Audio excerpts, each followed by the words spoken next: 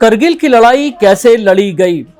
करगिल में जो पहला स्टेप था वो था तोलोलिंग की चोटी। चूंकि नेशनल हाईवे के सबसे नजदीक तोलोलिंग की चोटी थी और यही चोटी सबसे बड़ा चैलेंज था हिंदुस्तानी फौजियों के लिए। 20 मई 1999 का दिन आया और इस दिन 18 ग्रेनेडियर्स यूनिट को तोलोलिंग पर कब्जे का टास्क दिया गया। अब 18 ग्रेनेडियर्स यूनिट को यह नहीं पता था स्ट्रेटेजी किस तरीके से बनाई जाए, क्योंकि घुसपैठ का कैनवास इतना बड़ा होगा किसी को अंदाजा नहीं था।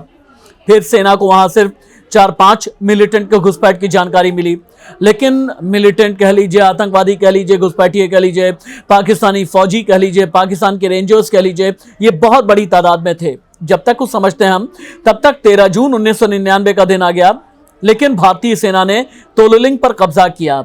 18 ग्रेनेडियर यूनिट के 25 सैनिक इसमें शहीद हो गए। इस शहादत को आज भी देश नमन कर रहा है। उसके बाद फिर वक्त आया 3 जुलाई 1999 का। 17,410 फीट की ऊंचाई पर टाइगर हिल, रणनीतिक तौर से बेहद मजबूत, बेहद जरूरी और बहुत अहम, बहुत इंपॉर्टेंट टाइगर हिल 3 जुलाई 1999 को इस पर कब्जा करने के लिए फिर जिम्मेदारी 18 ग्रेनेडियर्स को दी गई। उनकी मदद के लिए 8 सिख रेजिमेंट और 1 कंपनी रिजर्व रखी गई। बोफोर्स और 105 mm आर्टिलरी गन के सपोर्ट से सेना ने चोटी पर कब्जा किया। 8 जुलाई 1999 को स्थिति सामान्य हुई और टाइगर हिल पर फिर तिरंगा लहराने लगा।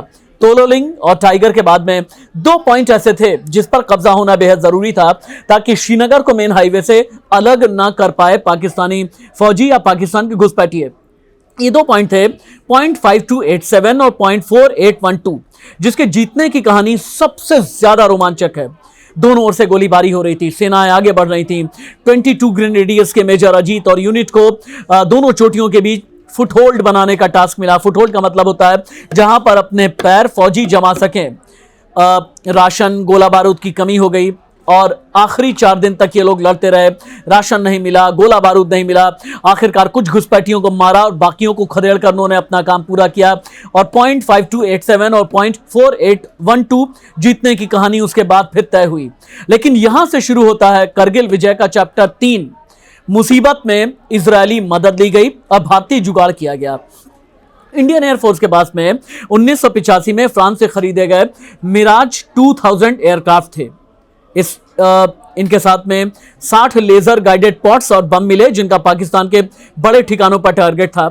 एक बम की कीमत 2 करोड़ थी, जिसे भारत टाइगर हिल पर खर्च नहीं करना चाहता था। भारत ने इजराइल से चूंकि 1997 में इलेक्ट्रो ऑप्टिकल टारगेटिंग पॉट्स खरीदने की डील की थी। करगिल युद्ध शुरू होने के बाद इजराइल ने फौरन इनकी डिलीवरी शुरू की।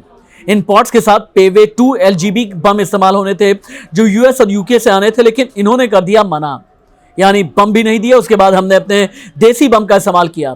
इंडियन एयरफोर्स ने 1000 पाउंड के देसी बम इस्तेमाल करने का फैसला किया। 24 जून की सुबह 2 मिराज 2000 फाइटर जेट जुगाड़ बम के साथ में टाइगर हिल की तरफ बढ़े।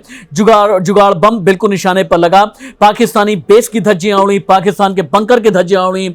इस हमले को अंजाम देने में एयर मार्शल रघुनाथ नाम्बियार और air chief marshal AY Tipnis का बहुत बड़ा योगदान था। ये टाइगर हिल पर कब्जे की कहानी है।